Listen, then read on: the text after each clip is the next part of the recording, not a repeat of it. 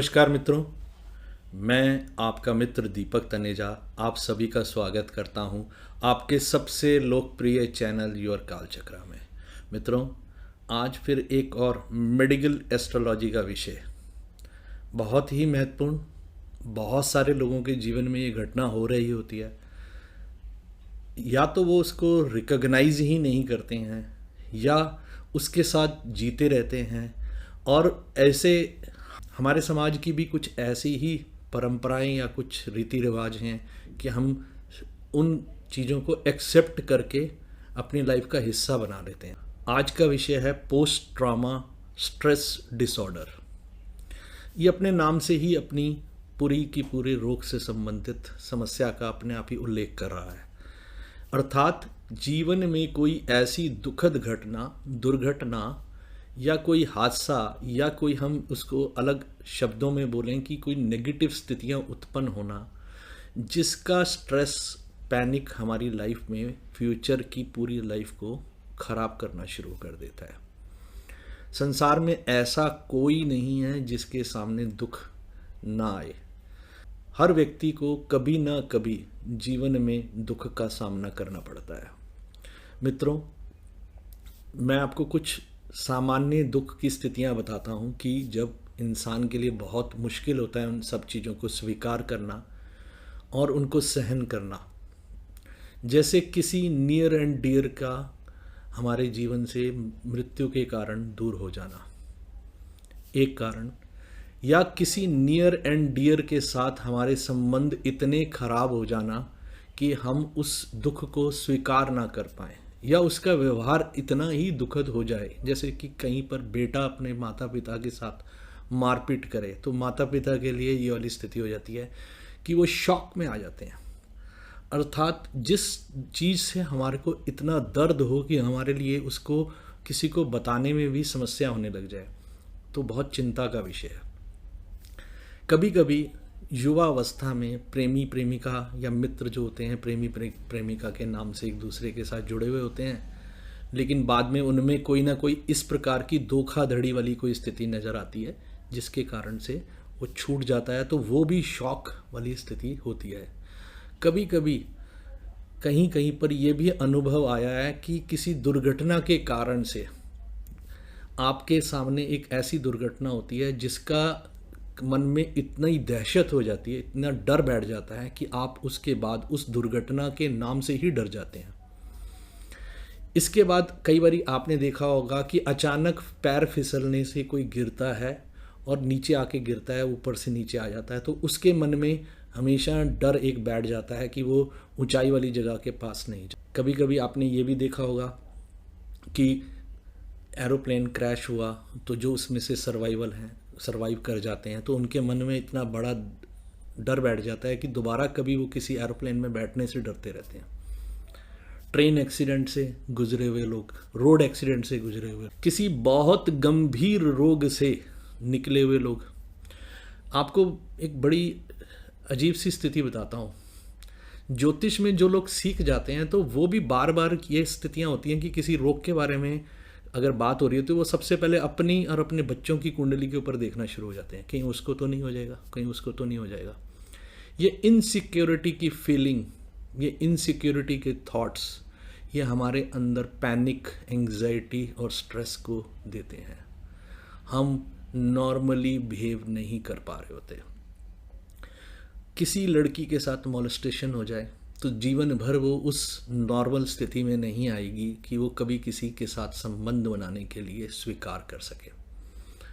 किसी के जीवन में कहीं पर झूठे आरोप लग जाएं, आक्षेप लग जाएं, उसका जीवन वैसा ना हो, उसका दर्द किसी को दिखाई नहीं देगा, लेकिन वो अंदर ही अंदर वो टूट जाता है। और वो इस बात के कारण से कभी कभी वो किसी को बताता नहीं है, लेकिन वो समाज में मिलने घुलने से कतराने लग जाता है। कभी कभी अपने नियर एंड डियर, जिनको वो अपना नज़दीकी समझ के अपने परिवार की तरह, भाइयों की तरह समझता हो, उनके साथ भी कभी ऐसा धोखा उनके द्वारा मिल जाए तो भी व्यक्ति का समाज पे से भरोसा उठ जाता है। ऐसे अनेकों अनेक उदाहरण दिए जा सकते हैं। पैसे की धोखाधड़ी के कारण से लोगों पे विश्वास खत्म हो जाना और इंसान किसी के पर भी विश्वास ना करते हुए हमेशा चिंता में बना रहे कि वो मेरे से क्यों बात कर रहा है, उसका बात करने का उद्देश्य क्या है। ये कम गंभीर से लेके बहुत अधिक गंभीर समस्याओं तक, बहुत अधिक गंभीर हमारे पे प्रभाव तक हम देख सकते हैं कि इस प्रकार का हमारे जीवन पे प्रभाव होता है। अब सबसे पहले अगर मैं किसी भी जीवन में कहीं पर भी दुर्घटना संबंधी कोई बात करूंगा या धोखे संबंधी बात करूंगा, तो कुछ योग होते हैं ज्योतिष के अंदर। देखिए, किसी भी कुंडली में शनि मंगल राहु का संबंध बनता हो तो एक दुर्घटना योग कहा गया है, और ऐसे में छठा, आठवां या 12वां भाव भी जुड़ रहा है, तीसरा, छठा, आठवां, 12वां। तो आप मानिए कि दुर्घटना की जो लेवल है वो तीसरे में कम, छठे में ज़्यादा, आठवें में उससे ज़्यादा तकलीफ दे और लंबे समय तक इलाज वाली स्थिति उत्पन्न होना, और 12वें में हॉस्पिटलाइज हो जाना। इसके साथ शनि केतु, मंगल केतु, इनका संबंध बन जाना एक सर्जरी का भी बताने का होता है। तो कभी कभी किसी के सामने ऐसा आता है कि कोई रोग का प्रभाव घर के किसी एक व्यक्ति पे आता है, तो पूरा जीवन भर उसके ऊपर, उनके अपने बाकी लोगों के लिए इस प्रकार का रोग ना हो जाए, इस प्रकार का दबाव, मानसिक दबाव स्वयं ही वो खड़ा कर लेते हैं। बाहर से कोई नहीं आता उनको तकलीफ देने के लिए, स्वयं की पीड़ा खुद देते चले जाते हैं अपनी सेल्फ थॉट से। मित्रों, मोलेस्टेशन जैसा केस हो, 5वां, 8वां और 12वां भाव जुड़ेगा, मंगल शुक्र खराब होंगे, कुंडली में पाप प्रभाव में होंगे, तो ऐसा स्थिति बननी है। ऐसे अलग अलग घटना का अलग अलग योग होता है, उसके कारण से हम देख पाते हैं। इसके बाद तीसरी चीज आती है जो सबसे ज़्यादा महत्वपूर्ण है मित्रों, वो है कि कभी कभी हमारे साथ धोखा हो जाता है, इमोशनल धोखा, फाइनेंशियल धोखा, यानी किसी द्वारा, किसी व्यक्ति विशेष द्वारा हमारे साथ जो है धोखाधड़ी का। इस पे मेरा एक वीडियो है धूर्त योग के ऊपर, अवश्य देखिए, आपको बहुत सारा इसमें लाभ मिलेगा। वैवाहिक जीवन में भी अगर कभी कहीं पर किसी को धोखा मिल जाता है तो वो इस बात से कभी भी जीवन भर बाहर नहीं आ पाते हैं। मैं अनेक लोगों को जानता हूं, क्योंकि कंसल्टेंसी के लिए लोग आते हैं, अपनी समस्या बताते हैं, जहां पर उन्होंने पहले विवाह के समय पे बहुत अच्छे से गंभीरता से ना मैचिंग करी थी, ना विचार किया था। जो पिताजी ने, माताजी ने, या उनको पहला, सबसे पहला ठीक लगा, इमोशनल लेवल पर डिसीजन लिया, ना कि उस पर कोई गंभीर चिंतन करके, बारीकियों से विवेक का इस्तेमाल करके निर्णय लिया हो, ऐसा नहीं था। तो कभी कभी जब ऐसी स्थिति होती है तो सेकंड मैरिज के लिए थॉट ही खत्म हो जाता है। वो कहते हैं मुझे तो करनी नहीं, अब मेरे को विश्वास ही नहीं इस संस्था पे, ये विवाह रूपी संस्था पे मेरा विश्वास खत्म हो गया, मुझे अब किसी स्त्री है तो वो पुरुषों के ऊपर विश्वास खत्म कर देती है, और पुरुष हैं तो स्त्रियों के प्रति दुर्भावना बढ़ा लेंगे लेकिन विश्वास की कमी कर देंगे, अर्थात वो गंदी नज़र शुरू कर देंगे, लेकिन वो अपना जो सही होने का कार्य है उससे वो हट जाएंगे। तो ऐसी कई चीज़ें हमारे जीवन में हमने इधर उधर सुनी होगी। तो हमें कैसे इन सब से बाहर आने चाहिए, पहले रेमेडीज क्या होनी चाहिए, और क्या क्या प्रिकॉशंस लेने चाहिए कि ये चीज़ें हमारे लाइफ में कम से कम असर डाल पाएँ। दुर्घटनाओं को रोकना हमारे बस में कभी कभी नहीं होता है, क्योंकि हम जा रहे हैं, अब दुर्घटना हो गई, सामूहिक रूप से कोई दुर्घटना हो गई। अब मान लीजिए कोई फौजी है, फौज में है, उसके सामने कोई बड़ा बम पड़ता है और उसके साथ के साथी जो हैं उसमें मारे जाते हैं या उनके अंग भंग हो जाते हैं, तो आप समझ लीजिए कि ये उसके हाथ में ही नहीं है, वो रोक नहीं सकता इस सब चीज़ों को, इन स्थितियों को रोकने की स्थिति में वो नहीं है बिल्कुल भी। तो वो क्या करें कि हम इन सब चीज़ों का प्रभाव हमारे जीवन में ना पड़े। देखिए, सरकार के स्तर पर, स्कूलों में आज जो चीज़ें शुरू हुई हैं वो हमारे को मेंटल लेवल पे काफ़ी स्ट्रेस से बाहर निकालने वाली, स्ट्रेंथ देने वाली बड़ी सारी चीज़ें शुरू हो गई हैं। उनकी क्वालिटी हो सकता है हम सहमत ना हो, कभी कभी हमारा खुद का इंटरेस्ट कम होता है कि ये क्या करा रहे हैं, हम उसमें प्रॉपरली पार्टिसिपेट नहीं करते हैं। तो एक कमी ये वाली भी होती है कि हम सही गलत को एनालाइज नहीं कर पाते कि ये हमारे हित में ही है, मेंटल लेवल पे स्ट्रेंथ देने का काम हो रहा है। तो कहीं पर भी मेडिटेशन, योगा संबंधित बातें और आपको अपने अंदर केंद्रित करने का कोई भी तरीका कहीं से भी कोई सिखा रहा है तो आपको उसको आराम से, सहज रूप से सीखना चाहिए। उसमें कहीं दूसरा थॉट नहीं आने देना चाहिए। अब इसके साथ साथ मैंने कई चीज़ें अपने आप भी सर्च करके या कहीं से लर्निंग करके या अपनी, आप कहें कि मैं पिछले काफ़ी वर्षों से किताबें पढ़ने का शौकीन रहा हूँ, तो मैंने कुछ चीज़ें डेवलप करी हैं अपनी खुद भी, और कुछ पढ़ के मैंने सीखी हैं। और कुछ पर्सनैलिटी डेवलपमेंट के कोर्सेज़ मैं कराता रहा हूँ, ह्यूमन स्किल पर्सनैलिटी डेवलपमेंट की, तो वहाँ पर मैं कुछ टेक्निक्स यूज़ करता था जो मैंने कईयों से सीखी थी, कुछ मैंने डेवलप करी थी। तो उनमें से एक यह है कि मान लीजिए किसी के साथ ये स्थिति आ गई है, तो सबसे पहले पूरे परिवार को उसका पूरा सहयोग करना चाहिए। उसको इमोशनल सपोर्ट की ज़रूरत है और उसको उस विचारधारा से पहले बाहर लाना है बार बार, क्योंकि वो तो वही विचार करता जा रहा है। रात में सोते समय भी नींद से उठ जाता होगा, चिंता करता होगा व्यक्ति, तो उसको इस सब चीज़ से बाहर लाने में उसे सहयोग देना है।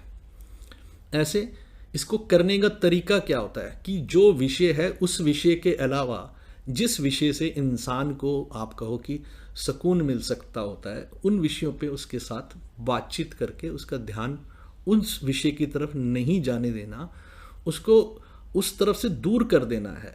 तो ये स्थितियां उत्पन्न करनी है। दूसरा ये होता है, इससे बिल्कुल एडवर्स, बिल्कुल अपोजिट होता है कि जिस चीज़ से समस्या उत्पन्न हुई है, जिस बात से समस्या उत्पन्न हुई है, उस बात और उस जगह और उस सिचुएशन के बारे में उसको सामने ले जाके बिठाकर उसके मन के डर को दूर किया जा सकता है। ये कभी कभी रिस्की होता है, बट ये कहीं कहीं पर बहुत यूज़फुल भी हो जाता है कि इंसान की जीवन भर के लिए डर हमेशा के लिए खत्म। ये आप इसको इस तरीके से समझ लीजिए कि हम जब किसी भी समस्या का सामना करने के लिए खड़े हो जाते हैं तो हमारा डर खत्म हो जाता है। समस्या से ज़्यादा खतरनाक उसका डर होता है, यानी कि किसी के द्वारा हमारे को कोई हानि होगी, उससे ज़्यादा डर, ये डर हमारे को जो डराए रखता है कि मैंने ऐसा करा तो ये हानि हो जाएगी, मैंने ऐसा करा तो ये समस्या आ जाएगी, ये दुख की स्थिति है। और कभी कभी तो लोग जिस दुर्घटना से गुजरे होते हैं वो अपने आसपास के लोगों के लिए उन दुर्घटना से संबंधित चीज़ों के लिए इतने चिंतित हो जाते हैं कि हर समय डरे रहते हैं। तो उनका डर दूर करने के 2 तरीके मैंने आपको बताए हैं। तीसरा तरीका ये है कि आप उनको अलग अलग जो है स्थानों पे ले जाएं जहां उनका मन उस स्थिति से हट जाए। अब यहाँ पर ये बात ये ऐसी होती है कि कभी कभी ये जो प्रभाव होता है 3 महीने नहीं शुरू होता, कभी कभी 6 महीने नहीं शुरू होता, कभी कभी साल भर भी नहीं होता। जो ये पोस्ट ट्रॉमा स्ट्रेस डिसऑर्डर है, कभी कभी 3 महीने, 6 महीने, साल, 2 साल तक इसका शुरुआत नहीं होती। ये कभी कभी उसके बाद होता है। उसके पीछे क्या होता है कि series of some negative events जो होते हैं वो होते चले जाते हैं। तो इंसान जो है इतना उससे टूट जाता है, उतना दुखी हो जाता है कि उससे ये सब चीज़ों से बाहर आने में उसे बहुत दिक्कत हो रही है। तो हमें ये ध्यान रखना चाहिए कि इस प्रकार की अगर कहीं स्थिति उत्पन्न हो रही है तो हमें सहयोग करके उसे वहाँ से उसका मन हटाना है, जहाँ वो बार बार विचार कर रहा है जिस चीज़ के बारे में, जिस चीज़ से हमें सबसे ज़्यादा तकलीफ हो रही है, हमें उस विषय में नहीं सोचना है, उससे अलग कुछ सोचना है। अगर हम ये कर लेते हैं तो हमारी समस्याओं का समाधान आसानी से निकल आएगा।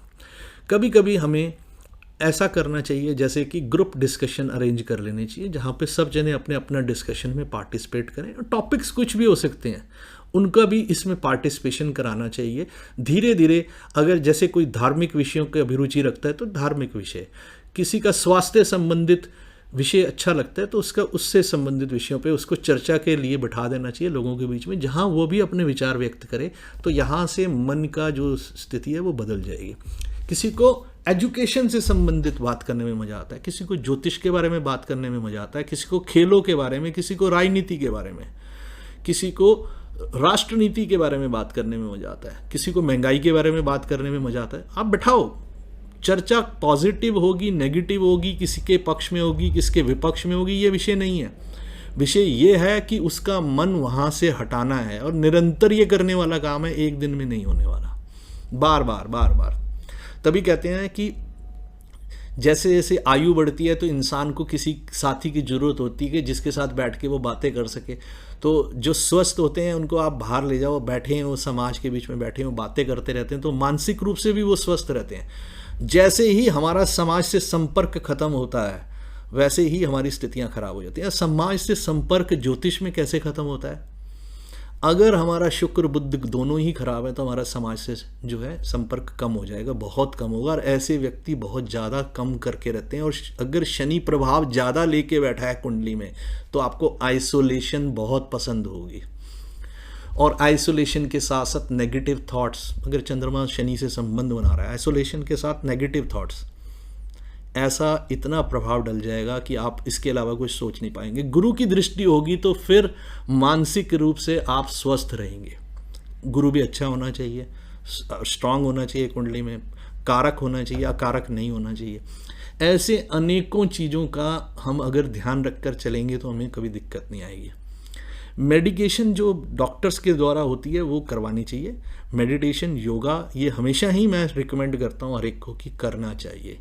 और सेल्फ टॉक का जो हमारा काम होता है वो हमारे को बहुत ध्यान से करना चाहिए। कभी भी नेगेटिव पासिंग रेगुलर कर रहे हैं तो हम अपनी पूरी एबिलिटीज़ और अपने सारे के सारे गुणों को ख़त्म कर रहे होते हैं। तो नेगेटिव पासिंग कभी नहीं करनी चाहिए खुद को। आप खुद एनालाइज करें, दुख किसके जीवन में नहीं आया? कौन है ऐसा संसार में जिसने कभी दुख नहीं देखा होगा? आप देखें कि सभी के जीवन में कभी ना कभी दुख आया है। किसी के जीवन में अभावों के कारण से दुख आता है, किसी के जीवन में दुर्घटनाओं के कारण से दुख आता है, किसी के जीवन में परिवार में सारे रोगी हैं उनके कारण से दुख आता है, कोई बहुत प्रिय किसी के छूट जाने से दुखी है। तो ये सब दुख हमारे जीवन में हैं, लेकिन क्या हम इसके बाद भी स्वस्थ रह सकते हैं? हाँ, रह सकते हैं। तो तरीके बदलने हैं, उसके साथ साथ ये करने हैं। अब कभी भी हमारे मानसिक उसमें अगर हम देखें हमारी स्थितियां स्वस्थ मानसिक रूप से, तो हमें चंद्रमा को सबसे पहले स्ट्रॉन्ग करना चाहिए। चंद्रमा को स्ट्रॉन्ग करने का तरीका है, कभी भी पानी वेस्ट ना करें, नदियां गंदी ना करें, और जो कहीं पर भी संभव हो पानी के प्याऊ लगवाएं, वाटर हार्वेस्टिंग का सिस्टम साथ में डेवलप करें। कुओं को खुदवाने का काम करना चाहिए। अगर आप कहीं विलेज में रहते हैं, गांव में रहते हैं, तो ये काम करना चाहिए। इसके अलावा मदरली लेडीज़ की रिस्पेक्ट करनी चाहिए। किसी भी स्थिति में अपमान कभी नहीं करें उनका, कुछ भी हो जाए सहयोग करें, आदर दें, उनके साथ अच्छा व्यवहार करें। छोटी बच्चियों को भी माँ का दर्जा देते हुए, पार्वती जी की तुलना करते हुए उनके साथ भी अच्छा व्यवहार करें। इसके बाद आ जाता है चंद्रमा को ठीक करने के लिए और क्या करना चाहिए। चंद्रमा को ठीक करने के लिए चांदी के गिलास में दिन में पानी पीना चाहिए, कभी भी रात्रि में नहीं पीना चाहिए। और नहाते समय सिर नहीं धोना चाहिए रात्रि में। सिर को कम से कम धोएं, नहाएं भी कोशिश करें रात्रि में ना नहाएं, दिन में ही नहाएं। इसके अलावा आप ये भी कर सकते हैं कि कहीं पर भी पानी की कोई कमी रहती है कि गरीब लोगों को, तो वहाँ पे उपलब्ध कराएं। उसमें भी कोशिश करें स्त्रियों को अगर आप दे सकें, लेकर पानी की व्यवस्था करा कर दे सकें, तो इससे अच्छा कोई चंद्रमा का उपाय नहीं हो सकता। चंद्रमा के बीज मंत्रों का जाप किया जा सकता है। इसके साथ साथ ललिता सहस्रनाम और रुद्राभिषेक करने से चंद्रमा स्ट्रांग होता है। अब पोस्ट ट्रॉमा क्या होता है? क्वेश्चन ये बहुत ही इंटरेस्टिंग है कि पोस्ट ट्रॉमा क्या होता है। पोस्ट ट्रॉमा एक ऐसी स्थिति होती है कि एक दुर्घटना हो गई तो जो भी पास्ट है, पोस्ट है, जो हमारे साथ हो चुका है, उससे हम आगे निकल चुके हैं, जीवन आगे मूव कर चुका है, लेकिन उसके साथ जुड़े हुए कारणों का प्रभाव हमारे मन पे है, तो केतु का संबंध अवश्य होगा। राहु फ्यूचरिस्टिक है, दुर्घटना दे सकता है, लेकिन उसके बाद उसका कार्य खत्म हो जाता है, फिर वो और कोई चीज़ नहीं करता। वो मेलिगेंट कर सकता है सिचुएशंस को, बड़ा दर्द, असहनीय दर्द दे सकता है, बशर्ते उस समय शनि मंगल का भी साथ होना चाहिए। ऐसे में अगर हम देखेंगे कि जब ये चीज़ों से हम आगे निकल जा चुके होते हैं, उसके बाद ये हो रही होती हैं, तो केतु अपना प्रभाव वहाँ पर दिखाना शुरू कर देता है। वो नेगेटिविटी क्रिएट करने का काम केतु जी का है। तो हमें क्या करना चाहिए? गणेश अथर्वाशीष, कुत्ते को फीडिंग करते रहना चाहिए, और ऐसे में जो नानके हैं उनसे अच्छे संबंध बनाएं और उनकी खूब अच्छे से आदर करें। अगर नाना नानी हैं तो उनको घर लाएं, उनका आदर करें, उनकी सेवा करें। मित्रों, ऐसे में होपलेस स्थितियां होती हैं, नेगेटिव थॉट होते हैं अपने बारे में। तो ऐसे में पॉजिटिविटी देने के लिए हमेशा जिन जिन चीज़ों से हमें पॉजिटिविटी मिल सकती है, एनर्जी लेवल बढ़ सकता है, वो उनमें से हमें गुरु, सूर्य और मंगल जैसे ग्रहों को स्ट्रॉन्ग करना चाहिए।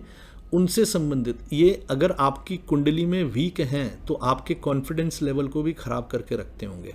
इसके साथ याद रख लीजिए, अगर लग्नेश वीक है तो आपके अपने स्वयं के बारे में हमेशा संशय बने रहेंगे, डाउट्स रहेंगे, कॉन्फिडेंस कभी नहीं होगा, आप डर के जिएंगे, साहस की बहुत कमी होगी। तो इन सब से बाहर आने के लिए आपको ये सब चीज़ों को ठीक करते रहना चाहिए समय समय पर। हमारे यहाँ पे जो बताया गया है वो यही बताया गया है कि ग्रह का सीधा सीधा प्रभाव, आपकी जो होती है उसकी रश्मियों का प्रभाव आपके जीवन के ऊपर होने वाली घटनाओं से संबंधित है। सीधा डायरेक्ट कोई नहीं कर रहा होता, तो आपको उनको रिफ्लेक्शन देकर अच्छी स्थितियों में लाना होता है। कारक तत्व जो होते हैं वो हमें ये बताते हैं कि हमें कौन सी चीज़ों को करने से सुधार हो सकता है। तो हम अगर उनके पॉजिटिव जोन के अंदर जाके काम करेंगे तो हमारी स्थितियां अच्छी होंगी। अर्थात अगर सूर्य को अच्छा करना है तो पिता समान लोगों का आदर करें और सरकार के प्रति लॉयल रहें, तो आपको दिक्कतें नहीं आएंगी। सरकार के नियमों को तोड़ने वाले व्यक्ति ना बने। मंगल को स्ट्रॉन्ग करना है, ब्लड रिलेशन में सबसे अच्छे रिलेशन रखें, भाइयों से बहुत अच्छा संबंध रखें। इसके साथ साथ कहीं पर भी कोई ज़रूरत होती है, आवश्यकता होने पर, तो वहाँ पे अपने ब्लड को देकर वहाँ पे हेल्प करें, तो भी आपको ब्लड से रिलेटेड समस्याएं भी नहीं आएंगी और वहाँ पर मंगल आपकी फेवर में आ जाएगा। हनुमान चालीसा करें, सुंदरकांड का पाठ करें, ये बहुत बढ़िया है। सूर्य के लिए आदित्य हृदय स्रोत करें। गुरु के लिए तो जो गुरु समान व्यक्ति हैं जिनका आप अनादर कभी कर रहे थे, तो अनादर पहले बंद करें सबसे पहले। दूसरी चीज़, अगर आपके लिए संभव हो तो गुरुद्वारे, मंदिर या जहाँ पे भी आपकी आस्था है, चर्च या गुरु कोई स्थान है, तो वहाँ जाके सेवा करें। और सेवा करते हुए विनम्रता होनी चाहिए। ये अहंकार वाला विषय नहीं होता है कि मैंने इतने घंटे सेवा करी है, मैं इतने घंटे सेवा करता हूँ। ये चर्चा का विषय भी नहीं होता है, बताना भी नहीं होता है कि मैंने सेवा करी थी। बाहर अगर आप नहीं कर सकते, नहीं स्थितियां हैं, तो आप अपने घर के मंदिर को साफ सुथरा करें। इसके साथ साथ हमेशा गाय की सेवा करने से सभी प्रकार के जो कष्ट होते हैं दूर हो जाते हैं। रुद्राभिषेक ये करने से आपको बहुत लाभ होगा। राम रक्षा स्तोत्र कर सकते हैं, गजेंद्र मोक्ष का पाठ कर सकते हैं। मित्रों, मेरा हमेशा कोशिश रही है कि आपको समस्याओं से बाहर ला सकूं, लेकिन पर्टिकुलर कुंडली के लिए पर्टिकुलर कुछ स्पेसिफिक रेमेडीज़ होती हैं जो बिल्कुल डिफरेंट होती हैं। वो मैं आपको पर्सनल कुंडली पे ही बता सकता हूं, और रादर मैं ये बताता हूं कि आपको टिपिकली यही वाला रेमेडीज़ करने का लाभ है, बाकी रेमेडीज़ आपको नहीं करनी है।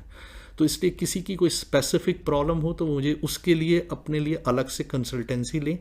अन्यथा ये सामान्य मैंने आपको बता दिए हैं उपाय, आप सामान्य उपाय कर सकते हैं, जिससे कम से कम कष्ट काफ़ी हद तक कम हो जाएगा।